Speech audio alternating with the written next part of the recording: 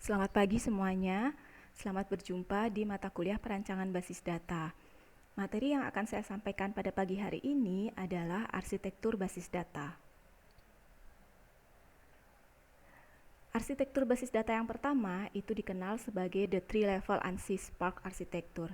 Jadi, proposal awal untuk terminologi standar dan arsitektur umum untuk sistem basis data itu telah diproduksi pada tahun 1971 oleh DBTG, yaitu Database Task Group, yang ditunjuk oleh Conference on Data System and Language atau CODASIL pada tahun 1971. DBTG mengakui perlu adanya pendekatan dua tingkat dengan tampilan sistem yang disebut skema dan pandangan pengguna yang disebut subskema, di mana the American National Standard Institute atau ANSI Standard Planning and Requirements Committee SPARC, yaitu ANSI X3 SPARC, itu menghasilkan terminologi dan arsitektur yang serupa pada tahun 1975. ANSI Spark ini mengakui perlunya pendekatan tiga tingkat dengan katalog sistem. Proposal-proposal ini merefleksikan proposal yang diterbitkan oleh organisasi pengguna IBM Guide and Share beberapa tahun sebelumnya dan berkonsentrasi pada perlunya lapisan implementation independen untuk mengisolasi program dari masalah-masalah representasional yang mendasarinya, dinyatakan oleh Guide and Share tahun 1970. Meskipun model ANSI Spark ini tidak menjadi standar, model ini masih memberikan dasar untuk memahami beberapa fungsi dari DBMS. Arsitektur tiga tingkat ini terdiri dari tingkat eksternal, konseptual, dan internal seperti yang digambarkan pada gambar berikut. Jadi ada tiga tingkatan di sana.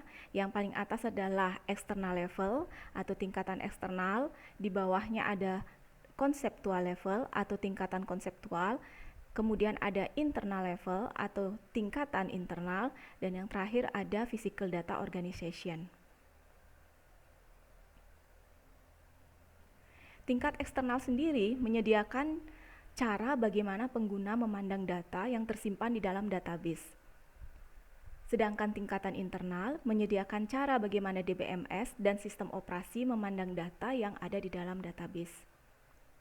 Dan tingkat konseptual itu merupakan pemetaan yang diinginkan antara level eksternal dan level internal. Tujuan dari arsitektur tiga tingkat ini adalah untuk memisahkan pandangan masing-masing pengguna terhadap database.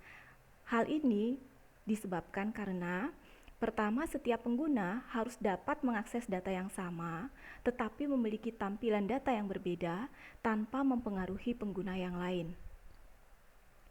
Kemudian, pengguna juga tidak harus berurusan langsung dengan detail penyimpanan basis data fisik seperti metode peindeksan atau hashing. Yang ketiga adalah database administrator harus dapat mengubah struktur penyimpanan basis data tanpa mempengaruhi pandangan pengguna. Yang keempat, struktur internal database harus tidak terpengaruh oleh perubahan pada aspek fisik penyimpanan, seperti misalnya pergantian ke perangkat penyimpanan baru. Dan DBA atau Database Administrator harus dapat mengubah struktur konseptual dari database tanpa mempengaruhi semua pengguna. Kita mulai dari external level. Level eksternal ini terdiri dari sejumlah tampilan eksternal yang berbeda dari database, di mana setiap pengguna memiliki pandangannya sendiri terhadap dunia nyata yang direpresentasikan dalam bentuk yang akrab atau familiar bagi pengguna tersebut. Di mana pandangan eksternal ini hanya mencakup entitas, atribut, dan relasi di dunia nyata yang diminati oleh pengguna.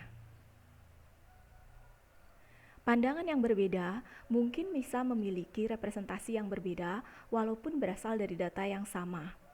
Misalnya, satu pengguna dapat melihat tanggal dalam bentuk hari, bulan, dan tahun. Sementara pengguna yang lain dapat melihat tanggal dalam bentuk tahun, bulan, dan hari. Beberapa tampilan bahkan akan dibuat saat diperlukan dan tidak disimpan dalam database. Misalnya, dalam studi kasus Dream Home, kita ingin melihat usia seorang staf. Namun, usia tersebut tidak disimpan dalam database karena jika usia disimpan, maka usia ini harus diperbaharui setiap hari. Sebaliknya, yang disimpan di dalam database adalah tanggal lahir setiap staf dan usia akan dihitung oleh DBMS berdasarkan tanggal lahir tersebut dan waktu kapan informasi diminta. Tampilan bahkan dapat mencakup data yang digabungkan atau berasal dari beberapa entitas. Pada level konseptual, level ini menggambarkan data apa yang disimpan dalam basis data dan relasi yang terjadi antar data. Level ini berisi struktur logis dari seluruh basis data, seperti yang terlihat oleh DBA, seperti entitas, atribut, dan relasinya, kendala atau batasan pada data, informasi semantik tentang data, dan informasi keamanan serta integritas. Level konseptual harus mendukung setiap tampilan eksternal, di mana setiap data yang tersedia untuk pengguna harus terkandung atau diturunkan dari level konseptual. Tapi, level konseptual ini tidak boleh mengandung detail yang tergantung pada penyimpanan. Misalnya, deskripsi entitas hanya boleh berisi tipe data atribut, misalnya bilangan bulat, pecahan atau karakter, dan panjangnya seperti jumlah maksimum digit atau karakter. Tetapi tidak perlu ada pertimbangan penyimpanan seperti jumlah byte yang ditempati untuk data tersebut. Pada level internal mencakup pertama, implementasi fisik dari database untuk bisa mencapai kinerja runtime yang optimal serta pemanfaatan ruang penyimpanan. Yang kedua, struktur data dan file organisasi yang digunakan untuk menyimpan data pada perangkat penyimpanan.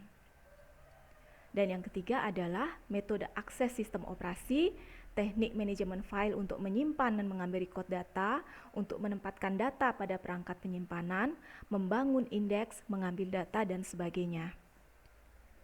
Tingkat internal ini akan berkaitan dengan hal-hal seperti alokasi ruang penyimpanan untuk data dan indeks, bagaimana merekam deskripsi untuk penyimpanan dengan ukuran yang disimpan untuk item data, bagaimana merekam penempatan, bagaimana mengkompresi data, dan bagaimana teknik enkripsi data. Di bawah level internal itu sebenarnya ada level fisik yang dapat dikelola oleh sistem operasi di bawah arahan DBMS. Namun, fungsi DBMS dan sistem operasi pada tingkat fisik tidak jelas dan bervariasi dari satu sistem ke sistem lainnya, di mana level fisik di bawah DBMS ini terdiri dari item-item yang hanya diketahui oleh sistem operasi. Kita akan masuk ke definisi tentang skema, mapping, dan instance dari database. Skema basis data itu menyatakan deskripsi keseluruhan dari basis data. Ada 3 jenis skema dalam database dan didefinisikan sesuai dengan tingkat abstraksi arsitektur 3 tingkat yang sudah kita bahas tadi, yaitu pada level tertinggi itu ada skema eksternal, juga disebut sebagai subskema, yang menggambarkan berbagai tampilan data. Pada tingkat konseptual, ada skema konseptual yang menggambarkan semua entitas, atribut, dan relasi bersama dengan batasan integritasnya. Dan pada tingkat abstraksi terendah, ada skema internal yang merupakan deskripsi lengkap dari model internal yang berisi definisi record yang disimpan, metode representasi, field data, indeks, dan struktur penyimpanan yang digunakan. DBMS itu harus bisa memeriksa bahwa setiap skema eksternal dapat diturunkan dari skema konseptual dan harus menggunakan informasi dalam skema konseptual untuk memetakan antara setiap skema eksternal dan skema internal. Di sini, skema konseptual akan terkait dengan skema internal melalui pemetaan konseptual atau internal. Contoh perbedaan tampilan dari ketiga level arsitektur akan ditunjukkan pada gambar berikut. Mari kita lihat pada gambar bagian paling atas, yaitu external view. Pada level eksternal, ini menunjukkan bagaimana pengguna memandang data. Kita contohkan ada dua tampilan untuk pengguna, tampilan sebelah kiri dan tampilan sebelah kanan.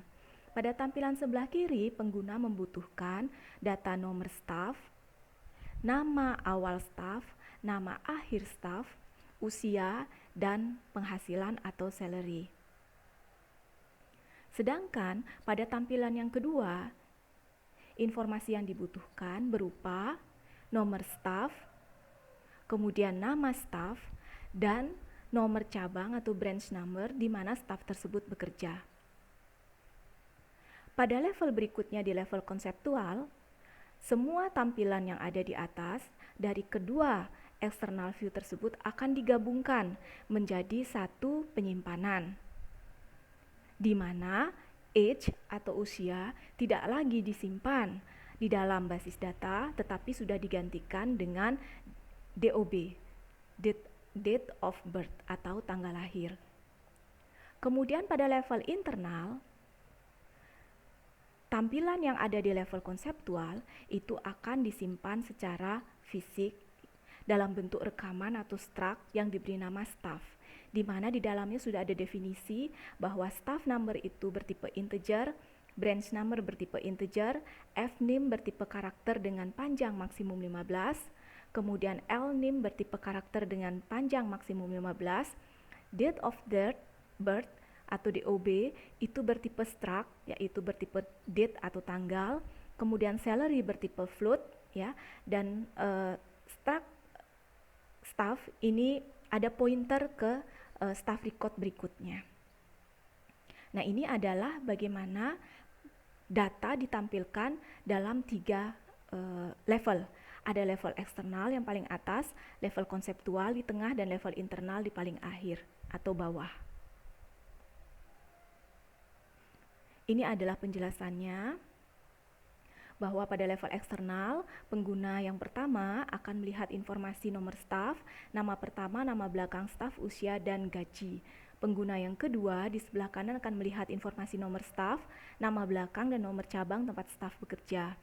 Pada level konseptual, seluruh informasi di level eksternal tadi akan digabungkan menjadi satu tampilan konseptual, di mana field usia itu telah diubah menjadi field tanggal lahir.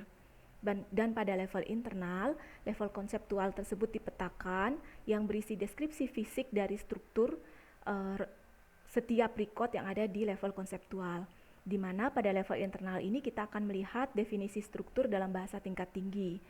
Urutan field di tingkat internal bisa berbeda dari yang ada di tingkat konseptual. Penting untuk kita bisa membedakan antara deskripsi database atau skema dan database itu sendiri.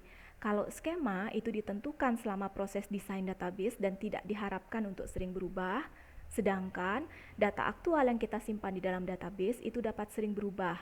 Misalnya, data staf ini akan berubah setiap kali kita memasukkan detail seorang staf baru atau kita merubah data staf yang sudah ada. Berikutnya kita akan membahas tentang data independence. Jadi tadi kita sudah membahas tentang skema, kita sekarang bahas tentang data independence. Tujuan utama arsitektur 3 tingkat itu adalah untuk memberikan kemandirian data, yang berarti bahwa level atas itu tidak akan terpengaruh oleh perubahan yang terjadi di level yang lebih rendah. Ada 2 jenis data independence, yaitu logical dan physical. Mari kita lihat pada gambar. Di sini terlihat bahwa logical data independence itu terletak antara external skema dan konseptual skema, sedangkan physical data independence itu terletak antara konseptual skema dan internal skema. Logical data independence itu mengacu pada ketahanan skema eksternal terhadap perubahan yang terjadi dalam skema konseptual. Seandainya ada perubahan pada skema konseptual, seperti adanya penambahan atau penghapusan entitas baru, atribut atau relasi, itu harus dimungkinkan dapat dilakukan tanpa harus mengubah skema eksternal yang ada atau tanpa harus menulis ulang program aplikasi. Sedangkan pada physical data independence itu mengacu pada ketahanan skema konseptual terhadap perubahan skema internal. Seandainya ada perubahan skema internal seperti menggunakan organisasi file atau struktur penyimpanan yang berbeda, atau menggunakan perangkat penyimpanan yang berbeda, atau proses memodifikasi indeks atau algoritma hashing, maka semua itu harus dimungkinkan dilakukan tanpa harus mengubah skema konseptual atau bahkan skema eksternal. Nah, sekarang kita akan membahas tentang bahasa basis data. Jadi, bahasa basis data itu ada dua. Yang pertama adalah Data Definition Language atau DDL. DDL ini adalah bahasa yang memungkinkan DBA atau pengguna untuk mendeskripsikan dan memberi nama entitas, atribut, dan relasi yang diperlukan untuk aplikasi, disertai dengan batasan integritas dan keamanan yang terkait. DDL ini akan digunakan untuk mendefinisikan skema atau memodifikasi skema yang sudah ada, di mana hasil kompilasi dari pernyataan DDL adalah seperangkat tabel yang disimpan dalam file khusus secara kolektif yang disebut sebagai katalog sistem. Katalog sistem ini akan mengintegrasikan metadata, yaitu data yang mendeskripsikan objek dalam database, dan membuat objek lebih mudah untuk diakses atau dimanipulasi. Metadata ini akan berisi definisi record, item data, dan objek lain yang dibutuhkan pengguna atau diperlukan oleh DBMS. Bahasa basis data yang kedua itu adalah Data Manipulation Language atau DML. DML ini adalah bahasa yang menyediakan serangkaian operasi untuk mendukung manipulasi dasar pada data yang disimpan dalam database, di mana operasi manipulasi itu biasanya meliputi pertama penyisipan data baru ke dalam basis data, kemudian bisa juga berupa perubahan data yang disimpan dalam basis data, kemudian bisa juga berupa pengambilan data yang tersimpan dalam basis data, dan penghapusan data dari basis data. Manipulasi data ini akan berlaku untuk seluruh level, baik eksternal, konseptual, maupun internal, di mana pada tingkat internal kita harus mendefinisikan prosedur tingkat rendah yang agak rumit yang memungkinkan akses data dilakukan secara efisien. Sedangkan pada tingkat yang lebih tinggi, penekanan diberikan pada kemudahan penggunaan dan upaya yang diarahkan untuk menyediakan interaksi pengguna yang efisien dengan sistem. Bagian dari DML yang melibatkan pengambilan data itu disebut sebagai query language, di mana query language ini dapat didefinisikan sebagai bahasa tingkat tinggi yang digunakan untuk memenuhi beragam permintaan untuk pengambilan data yang disimpan dalam database. DML sendiri berdasarkan konstruksi pengambilan datanya dibedakan menjadi prosedural dan non-prosedural. Perbedaan utama terletak pada bahasa prosedural itu menentukan bagaimana output dari DML itu akan diperoleh, sedangkan bahasa non-prosedural itu hanya menggambarkan output apa yang akan diperoleh.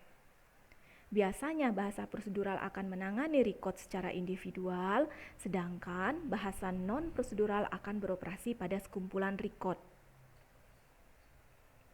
Mari kita lihat dulu untuk bahasa prosedural atau prosedural DML. Prosedural DML ini adalah bahasa yang memungkinkan pengguna untuk memberitahu sistem tentang data apa yang dibutuhkan dan bagaimana cara mengambil data. Dengan DML prosedural ini, pengguna dapat menentukan data apa yang dibutuhkan dan bagaimana cara mendapatkannya. Pengguna harus menyatakan semua operasi akses data yang akan digunakan dengan memanggil prosedur yang sesuai untuk mendapatkan informasi yang diperlukan.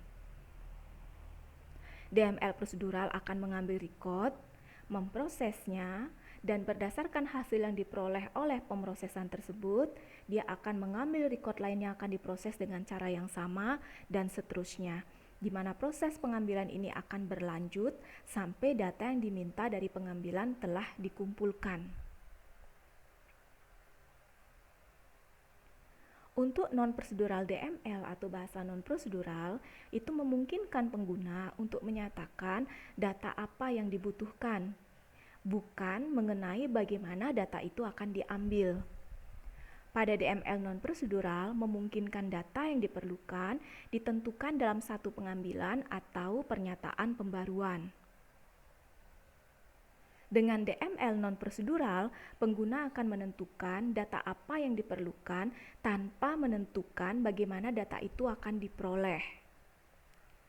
DBMS akan menerjemahkan pernyataan DML ke dalam satu atau lebih prosedur untuk memanipulasi sekumpulan record yang diperlukan.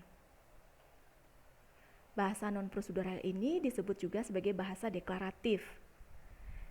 DBMS relasional itu mencakup beberapa bentuk bahasa non-prosedural untuk bisa memanipulasi data, biasanya adalah dalam bentuk SQL atau Structured Query Language atau QBA yaitu Query by Example.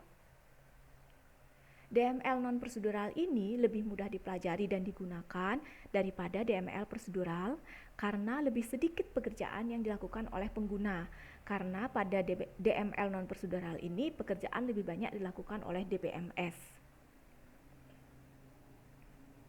Berikutnya kita akan masuk kepada data models dan conceptual modeling. Ya, jadi bagaimana kita bisa memodelkan dunia nyata sehingga bisa direpresentasikan ke dalam rancangan basis data. Jadi model data itu adalah kumpulan konsep yang terintegrasi untuk menggambarkan dan memanipulasi data, relasi antar data, dan batasan data yang ada dalam suatu organisasi. Model itu adalah representasi dari objek dan peristiwa dunia nyata serta hubungannya.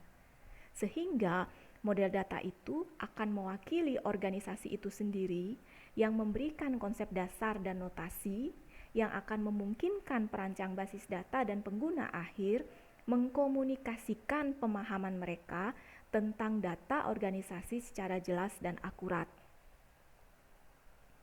Untuk itu, model data terdiri dari 3 komponen. Yang pertama adalah bagian struktural. Ini akan terdiri dari seperangkat aturan bagaimana basis data itu dapat dibangun. Yang kedua adalah bagian manipulatif yang akan menentukan jenis operasi yang diizinkan pada data. Ini termasuk juga operasi yang digunakan untuk memperbaharui atau mengambil data dari database dan untuk mengubah struktur database. Dan komponen ketiga adalah serangkaian batasan integritas untuk memastikan bahwa data tersebut akurat. Tujuan dari model data ini adalah untuk merepresentasikan data dan membuat data itu dapat dimengerti. Untuk mencerminkan arsitektur ANSYS Spark yang sudah kita bahas sebelumnya, kita dapat mengidentifikasi 3 model data terkait. Pertama, model data eksternal untuk mewakili pandangan masing-masing pengguna tentang organisasi. Kadang-kadang disebut juga sebagai universe of discourse. Dan yang kedua adalah model data konseptual untuk bisa mewakili pandangan logis yang bergantung pada DBMS. Dan yang ketiga adalah model data internal untuk mewakili skema konseptual sedemikian rupa sehingga dapat dipahami oleh DBMS. Model data yang pertama adalah Object-Based Data Models. Object-Based Data Models itu menggunakan konsep seperti entitas, atribut, dan relasi. Entitas sendiri adalah menyatakan objek yang berbeda. Objek ini bisa orang, tempat, benda, konsep, atau peristiwa dalam organisasi yang akan diwakili dalam database. Atribut itu menggambarkan properti dari beberapa aspek dari objek yang ingin dicatat. Sedangkan relasi adalah hubungan antara entitas. Nah, untuk object-based data model ini ada beberapa tipe. Yang pertama adalah entity relationship, yang kedua adalah semantik, yang ketiga adalah fungsional, dan yang keempat adalah object oriented. Dalam perkuliahan kita ini, nanti yang akan kita bahas untuk object-based data models adalah entity relationship. Model data yang kedua adalah record-based data models, di mana database terdiri dari sejumlah record dengan format tetap dengan jenis data yang berbeda-beda. Setiap tipe record itu akan mendefinisikan sejumlah field tetap, masing-masing biasanya memiliki panjang yang tetap. Nah, untuk record-based data models ini ada 3 jenis, yaitu model data relasional, model data jaringan, dan model data hierarkis. Model data hierarkis dan jaringan sendiri dikembangkan hampir 1 dekade sebelum model data relasional, sehingga kedua model tersebut memiliki keterkaitan dengan konsep pemrosesan file tradisional. Kita bahas yang pertama, yaitu relational data model. Dalam model relasional, data dan relasi itu direpresentasikan dalam bentuk tabel, di mana setiap tabel memiliki sejumlah kolom dengan nama yang unik. Sebagai contoh, kita lihat di sini ada 2 tabel, yaitu tabel branch dan tabel staff.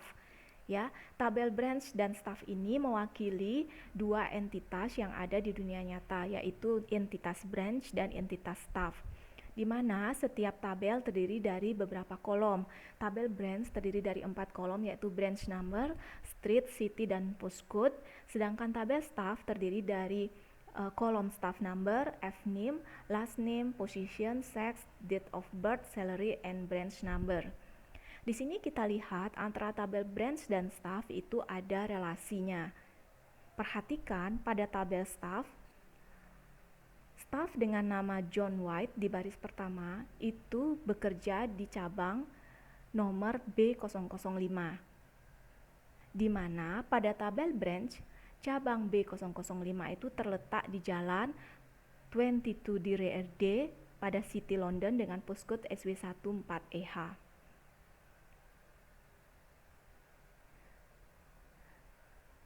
Jadi, untuk penjelasannya di sini kita lihat bahwa kedua tabel tersebut memiliki relasi.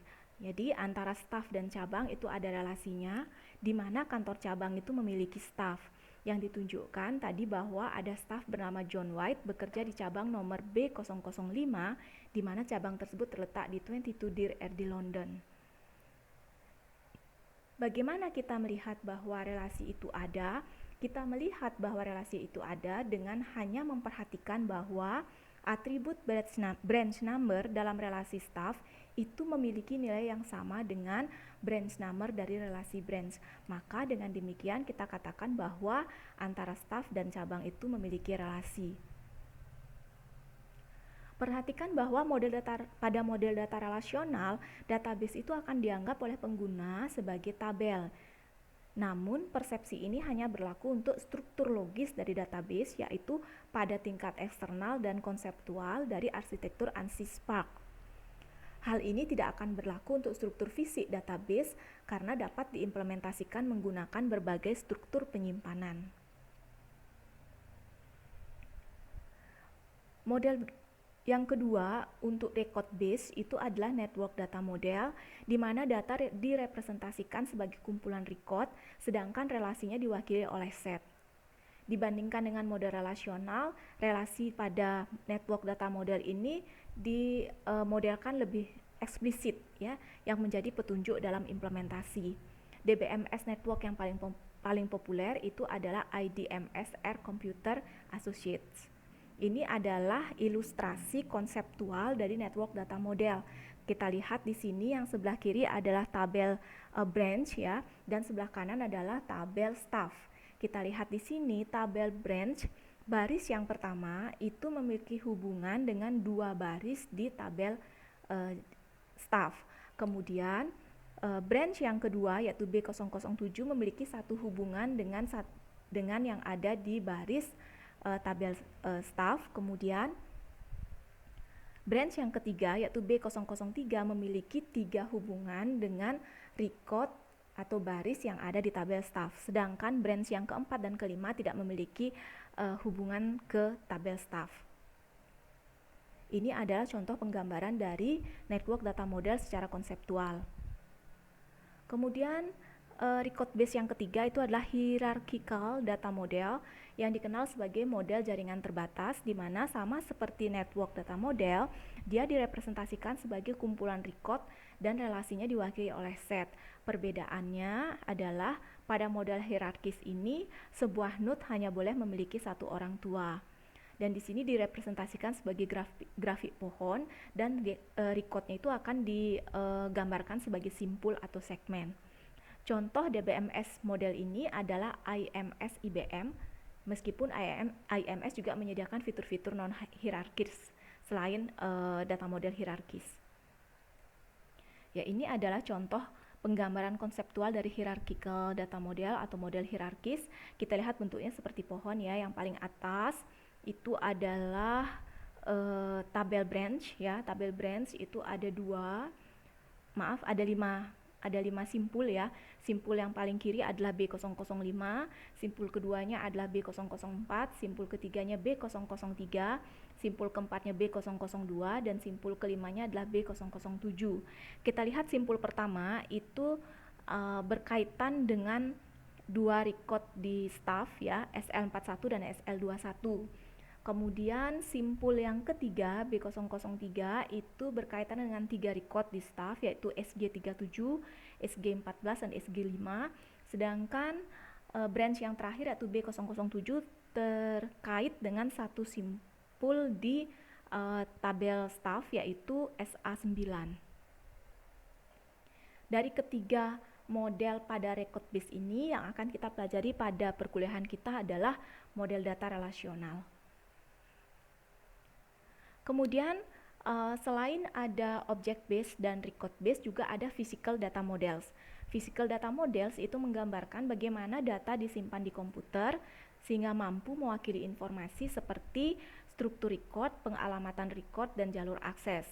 Nah, tidak ada banyak model data fisik yang digunakan sebagai model data logis. Yang paling umum hanya unifying model dan the frame memory. Kemudian yang terakhir itu adalah konseptual pemodelan. Ya, jadi pemodelan konseptual.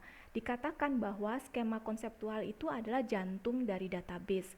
Ya, mengapa? Karena skema konseptual itu merupakan representasi lengkap dan akurat dari kebutuhan data suatu perusahaan atau organisasi. Jika kita tidak melakukan representasi secara lengkap dan akurat, maka beberapa informasi tentang perusahaan akan hilang atau tidak dapat disajikan dengan benar, dan tentunya kita akan kesulitan nantinya dalam menghasilkan tampilan eksternal. Pemodelan konseptual atau desain database konseptual ini adalah proses membangun model penggunaan informasi dalam suatu perusahaan yang tidak tergantung pada detail implementasi seperti DBMS apa yang akan dibutuhkan atau digunakan, program aplikasi apa yang digunakan, bahasa pemrograman apa yang digunakan, atau pertimbangan fisik lainnya. Nah, pada beberapa literatur model konseptual ini disebut juga sebagai model logis. Selain kita mengenal arsitektur DBMS yang pertama tadi, kita juga mengenal multi-user DBMS arsitektur. Yang pertama adalah teleprocessing. Arsitektur tradisional untuk sistem multi-user ini disebut dengan istilah teleprocessing, di mana dalam teleprocessing ini ada satu komputer dengan satu unit CPU dan sejumlah terminal. Kita bisa lihat gambarnya seperti ini. Jadi ada satu CPU, kemudian ada sejumlah terminal ya. Nanti terminal ini akan mengakses data yang ada di CPU ini. Jadi tidak ada komputer server di sini, belum ada server. Jadi dia masih terkait pada seperti sistem file. Kemudian arsitektur DBMS multi-user yang kedua itu adalah file server arsitektur, di mana dalam lingkungan file server, pemrosesan itu didistribusikan melalui jaringan. Biasanya jaringan yang digunakan adalah jaringan local area network atau LAN. Di sini file server akan menampung file yang diperlukan oleh aplikasi dan DBMS. Namun, aplikasi dan DBMS akan berjalan di setiap workstation, meminta file dari file server bila perlu, seperti pada gambar. Di sini kita lihat ada file server. File server ini sebagai tempat penyimpan database. Kemudian ada workstation-nya ya. Di sini workstation-nya akan terkoneksi ke file server melalui local area network. Jadi nanti workstation akan request data ke file server, kemudian file server akan mencari di database, kemudian file server akan memberikan data yang dibutuhkan oleh workstation. Kemudian arsitektur berikutnya untuk multi-user itu adalah tradisional two-tier client server arsitektur. Jadi arsitektur ini dibangun untuk mengatasi kelemahan dari dua pendekatan pertama dan untuk mengakomodasi lingkungan bisnis yang semakin terdesentralisasi, ya, di mana client server ini mengacu pada cara di mana komponen perangkat lunak itu akan berinteraksi untuk membentuk suatu sistem. Di sini arsitektur ini akan menyediakan pemisahan yang sangat mendasar dari komponen-komponennya, di mana klien pada tier 1 akan bertanggung jawab untuk menyajikan data kepada pengguna, sedangkan server pada tier 2 itu akan bertanggung jawab untuk menyediakan layanan data kepada klien. Ya, ini adalah pemodelannya. Jadi yang paling atas itulah first tier-nya atau lapisan pertamanya, yaitu dari sisi klien yang tugasnya adalah sebagai menyediakan user interface, kemudian main business dan data processing logic. Di sini dia akan berinteraksi dengan lapisan yang kedua atau second tier, yaitu database server, di mana tugas dari lapisan kedua atau second tier ini adalah untuk server side validation dan pengaksesan database. Di sini pada arsitektur two-tier ini, klien mengambil permintaan pengguna, kemudian memeriksa sintaks, dan membuat permintaan basis data dalam bentuk SQL atau bahasa basis data lainnya yang sesuai dengan logika aplikasi. Kemudian, klien ini akan mengirimkan pesan ke server, menunggu respon, dan memformat respon untuk diberikan kepada pengguna akhir. Server akan menerima dan memproses permintaan basis data, kemudian mengirimkan hasilnya kembali ke klien. Pemrosesan ini akan melibatkan pengecekan otorisasi, memastikan integritas, memelihara katalog sistem, dan melakukan pemrosesan permintaan serta pembaharuan. Selain itu, server juga menyediakan konkurensi dan kontrol pemulihan. Operasi dari klien server ini dirangkum pada tabel berikut, ya, di mana pada klien dia akan mengelola user interface, kemudian menerima dan mengecek sintaks dari inputan user, kemudian memproses logika aplikasinya, kemudian mengenerate permintaan database dan mengirimkannya ke server, dan mengirimkan kembali respon kepada user.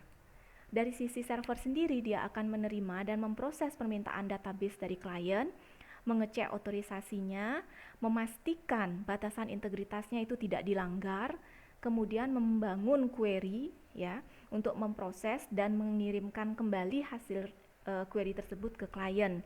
Kemudian server juga bertugas untuk memelihara katalog sistem, menyediakan akses database yang concurrent, ya, dan menyediakan kontrol pemulihan. Arsitektur multi-user DBMS berikutnya itu adalah three-tier client server arsitektur. Jadi pada tahun 1995 model client server 2 tingkat tadi, yang two-tier tadi, dimodifikasi untuk bisa memecahkan masalah skalabilitas perusahaan, di mana arsitektur three-tier ini mengusulkan 3 lapisan. Dia akan masing-masing berjalan pada platform yang berbeda, yaitu yang pertama lapisan antarmuka pengguna, itu akan berjalan di komputer pengguna akhir atau klien. Kemudian yang kedua lapisan untuk logika bisnis dan pemrosesan data, itu berjalan di server, disebut juga sebagai server aplikasi. Dan yang ketiga adalah DBMS yang menyimpan data yang dibutuhkan oleh tingkat menengah, ya, pada server terpisah yang disebut sebagai server basis data. Jadi di sini ada klien, ada server aplikasi, dan ada server basis data. Ini adalah penggambarannya. First tier yang paling atas adalah klien, tugasnya adalah mengelola user interface. Kemudian level berikutnya adalah second tier, ya, yaitu server aplikasi, tugasnya adalah memproses logika bisnis dan memproses data secara logis. Dan yang ketiga itu adalah third tier, ya, server database, itu tugasnya adalah memvalidasi data dan mengakses database. Nah, pada three-tier ini, klien sekarang ini hanya bertanggung jawab untuk antarmuka pengguna aplikasi dan mungkin beberapa pemrosesan logika sederhana seperti validasi input. Sedangkan untuk logika bisnis dari aplikasi sekarang berada di lapisannya sendiri, yaitu server aplikasi yang secara fisik akan terhubung ke klien dan server database melalui jaringan LAN atau WAN. Nah, satu server aplikasi ini bisa dirancang untuk melayani banyak klien. Di sini desain 3-tier ini memiliki banyak keunggulan ya dibandingkan yang 2-tier atau single tier. Pertama, yaitu kebutuhan akan perangkat kerasnya akan lebih murah. Kemudian pemeliharaan aplikasi akan terpusat dengan transfer logika bisnis bagi banyak pengguna akhir ke server aplikasi tunggal. Kemudian modularitas juga modularitas yang ditambahkan itu juga akan memudahkan untuk memodifikasi atau mengganti satu tingkat ya tanpa mempengaruhi tingkatan lainnya. Dan load balancingnya juga akan lebih mudah karena adanya pemisahan logika bisnis dari fungsi basis data. Keuntungan tambahannya adalah bahwa arsitektur 3 tingkat ini akan memetakan secara alami ke lingkungan web dengan browser webnya bertindak sebagai klien dan server webnya akan bertindak sebagai server aplikasi. Bahkan arsitektur 3-tier ini dapat diperluas ke arsitektur N-tier dengan tingkatan tambahannya itu bisa digunakan untuk memberikan fleksibilitas dan skalabilitas yang lebih besar. Nah, arsitektur 3 tingkat ini terbukti lebih sesuai untuk beberapa lingkungan seperti internet dan intranet. Selain arsitektur yang sudah dijelaskan tadi, ada juga Transaction Processing Monitors ya atau TP Monitors. Di sini TP Monitors ini adalah program yang mengontrol transfer data antara klien dan server sehingga bisa menyediakan lingkungan yang konsisten, terutama ditujukan untuk pemrosesan transaksi online atau OLTP. Jadi, monitor TP ini adalah komponen middleware yang menyediakan akses ke layanan sejumlah manajer sumber daya dan juga menyediakan antarmuka yang seragam untuk programmer yang sedang mengembangkan perangkat lunak transaksional. Di sini monitor TP akan membentuk tingkat menengah arsitektur 3 tingkat seperti yang diilustrasikan pada gambar di slide berikutnya.